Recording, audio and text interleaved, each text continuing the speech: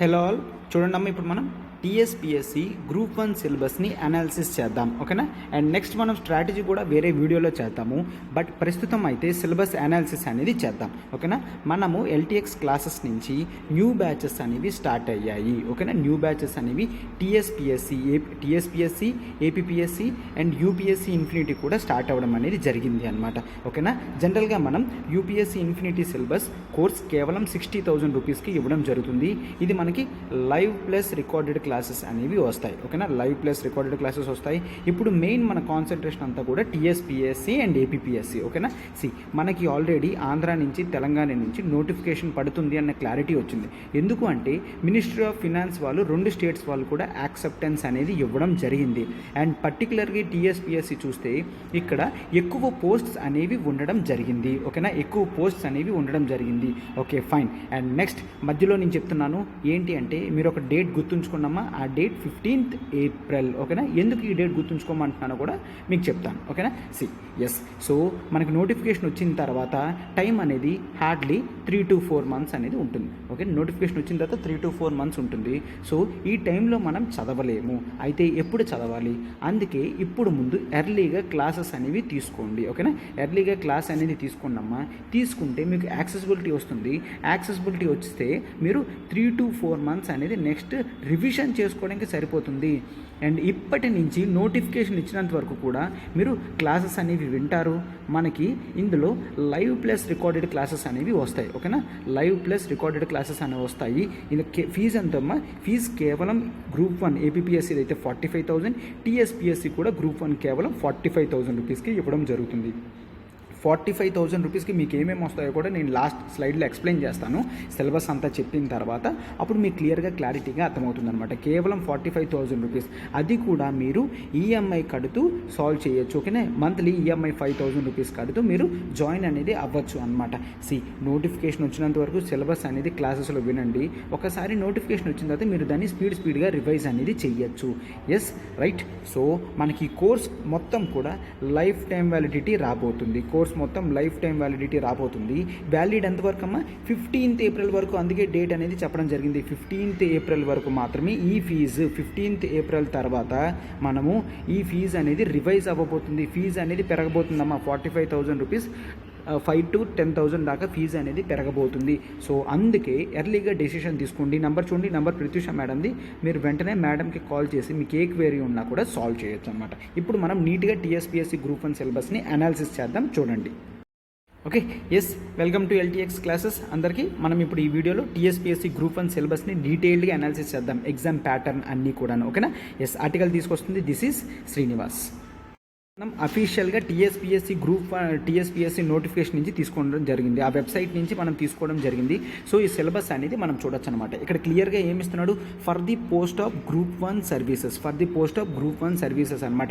And next మనం recent advertisement కూడా చూస్తే ఏంటి, గవర్నమెంట్ అనేది యాక్సెప్ట్ చేసింది. ఏంటంటే తెలంగాణలో గ్రూప్ 1 ఎగ్జామినేషన్కి జరిగే ఇంటర్వ్యూని క్యాన్సిల్ చేయడం జరిగింది.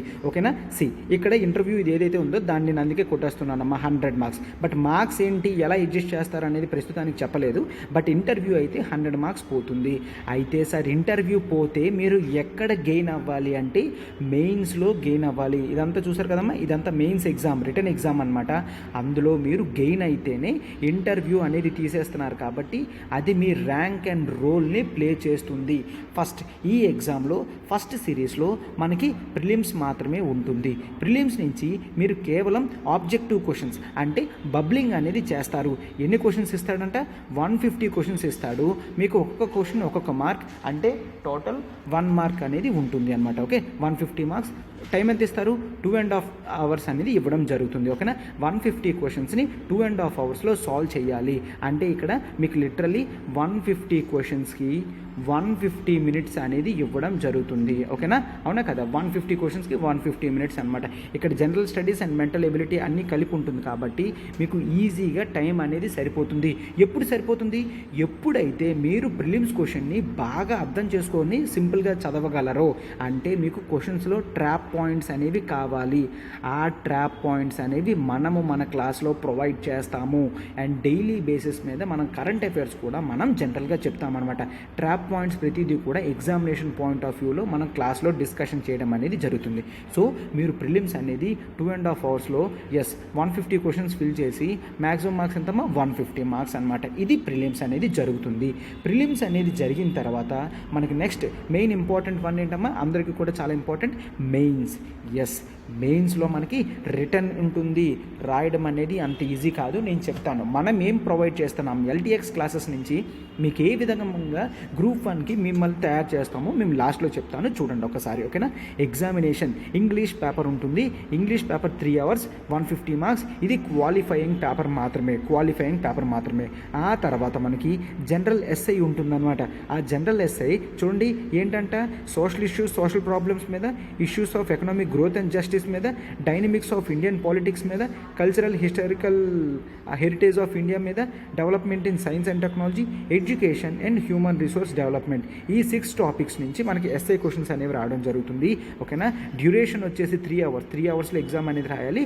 మార్క్స్ వచ్చేసి 150 మార్క్స్. తర్వాత హిస్టరీ, కల్చర్, జోగ్రఫీ, ఓకేనా. పేపర్ 2 అనేది హిస్టరీ, కల్చర్, జోగ్రఫీ, ఓకే. ఇక్కడ history and culture of India with special reference to modern India.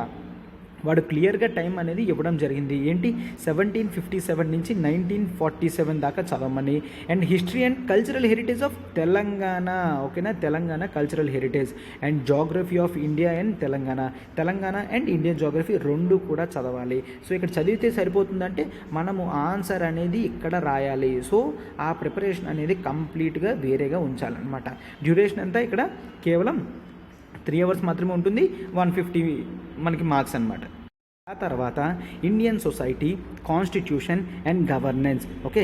Indian society, constitution and governance, ఈ 3 టాపిక్స్ నుంచి మనకి 3 అవర్స్ డ్యూరేషన్ అనేది ఉంటుంది. మ్యాక్సిమం మార్క్స్ వచ్చేసి 150 మార్క్స్ అనమాట, 150 మార్క్స్. ఆ తర్వాత paper 4 economy and development, okay. ఇక్కడ ఇండియన్ ఎకానమీ అండ్ డెవలప్మెంట్ ఉంటుంది, తెలంగాణ ఎకానమీ ఉంటుంది, and development and environmental problems, ఈ 3 టాపిక్స్ కూడా కవర్ అవ్వడం జరుగుతుంది. ఇక్కడ కూడా 3 అవర్స్ డ్యూరేషన్, 150 మార్క్స్కి ఎగ్జామ్ మీరు రాయాలి ఉంటుంది. తర్వాత paper 5 science and technology and data interpretation, role and impact of science and technology, modern trends in application of science అనేది చూస్తాం. Data interpretation and problem solving కూడా ఇక్కడ చూస్తాం. ఇక్కడ కూడా మీకు డ్యూరేషన్ వచ్చేసి 3 అవర్స్, మ్యాక్సిమం మార్క్స్ వచ్చేసి 150 మార్క్స్. అండ్ లాస్ట్ పేపర్ చూడండి, paper 6 Telangana movement and state formation, క్లియర్గా ఇవ్వడం జరిగింది. ఐడియా ఆఫ్ తెలంగాణ 1948 to 1970, తర్వాత మొబిలైజేషన్ ఫేజ్ 1971 to 1990. ఆ తర్వాత మనకి towards formation of Telangana state 91 నుంచి 2014, ఓకేనా. ఇక్కడ 3 అవర్స్ అండ్ 150 మార్క్స్. ఇలా టోటల్ చేస్తే 900 మార్క్స్ అమ్మ. ముందు ఇంటర్వ్యూ 100 ఉండేది, ఇప్పుడు ఇంటర్వ్యూ అనేది తీసివేయడం జరిగింది. సో మనము ఖచ్చితంగా మెయిన్స్లోనే ఎక్కువ కష్టపడడం అనేది చెయ్యాలి. అంటే మనకి డే 1 నుంచి, ఓకే, డే 1 నుంచి ఆన్సర్ రైటింగ్ ప్రాక్టీస్ అనేది రావాలి. అప్పుడే మనం టైంలో రాయగలము, ఓకే. అప్పుడే టైంలో మనం రాయగలం అనమాట, ఓకేనా. ఇప్పుడు ఇన్ డీటెయిల్డ్గా సిలబస్ అనేది ఇంకా చూద్దాం, చూడండి, ఓకేనా. ఇది ఎగ్జామ్ ప్యాటర్న్ మాత్రమే. ఇప్పుడు ఇన్ డీటెయిల్డ్గా ఎగ్జామ్ సిలబస్ అనేది చూద్దాం. ప్రిలిమ్స్ వరకు నేను జనరల్గా ప్రిలిమ్స్ చెప్పేసాను కదమ్మా. అక్కడ ప్రిలిమ్స్ వరకు మనకు 150 క్వశ్చన్స్ వస్తాయి, 150 మినిట్స్ ఉంటుంది, 150 మార్క్స్ అంటే 2.5 అవర్స్, ఓకేనా. Current affairs, regional and national, international చూడాలి. ఇంటర్నేషనల్ రిలేషన్స్ అండ్ ఈవెంట్స్ చూడాలి. General science, India's achievements in science and technology చూడాలి. Environment issues, disaster management, prevention and mitigation strategies చూడాలి. Economic and social development of India చూడాలి. World geography, Indian geography, geography of Telangana కూడా ప్రిలిమ్స్లో చూడాలి. History and cultural heritage of India చూడాలి. Indian constitution and polity చూడాలి. Governance and public policy in India చూడాలి. Policies of Telangana state చూడాలి. Society, culture, heritage, art and literature of Telangana అనేది చూడాలి. Social exclusion, rights issued such as gender rights, cost rights, tribe, డిజిబిలిటీ etcetera and inclusive policies అనేది కూడా మనం ఇక్కడ చూస్తాము. ఆ తర్వాత logical reasoning, analytical ability and data interpretation కూడా ఇక్కడ మనం చూస్తాము, ఓకేనా. ఇక్కడ మనం main syllabus and book list కూడా చూస్తామమ్మా, ఓకేనా. Main syllabus and book list కూడా ఇక్కడ జూమ్ చేస్తాను, చూడండి అమ్మా, ఓకేనా. సో ఇక్కడ మనం చూస్తే పేపర్ 2 వచ్చేసి మనకి ఇక్కడ first history, culture and geography కదమ్మా. ఇక్కడ హిస్టరీ, కల్చర్, జోగ్రఫీకి మనము history and culture of India with special reference to modern India 1757 నుంచి 1947 ఏడి అనేది ఇవ్వడం జరిగింది కదమ్మా. ఇక్కడ దాని సిలబస్ ఏంటి, మనం ఎన్సీఆర్టీ క్లాస్ 11 మోడర్న్ ఇండియా చూస్తాము, అండ్ స్పెక్ట్రమ్ చూస్తాము, ఆర్ట్ అండ్ కల్చర్కి నితిన్ సింగానియా చూస్తాము. ఓకేనా. And next history and cultural heritage of తెలంగాణకి మనం Telangana history and culture by Telugu academy అంటే స్టాండర్డ్ బుక్సే ఫాలో అవుతాము.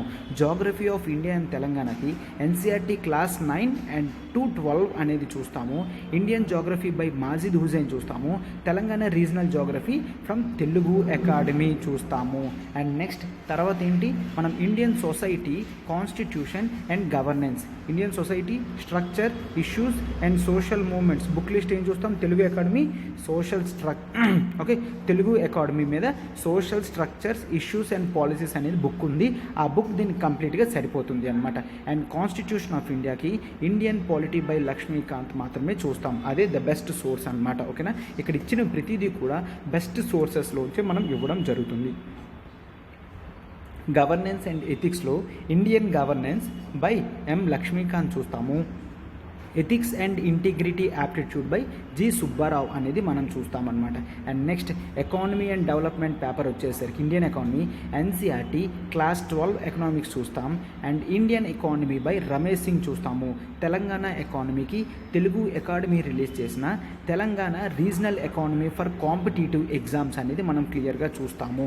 అండ్ ఎన్విరాన్మెంటల్ ప్రాబ్లమ్స్కి మనం ఎన్విరాన్మెంట్ బై శంకర్ ఐఏఎస్ది చూస్తాము. ఓకేనా. ఈ విధంగా బుక్స్ అనేవి తీసుకుంటున్నాం. అండ్ నెక్స్ట్ పేజ్ చూడండి అమ్మా, మరికొద్దిగా చెప్పడం అనేది జరుగుతుంది.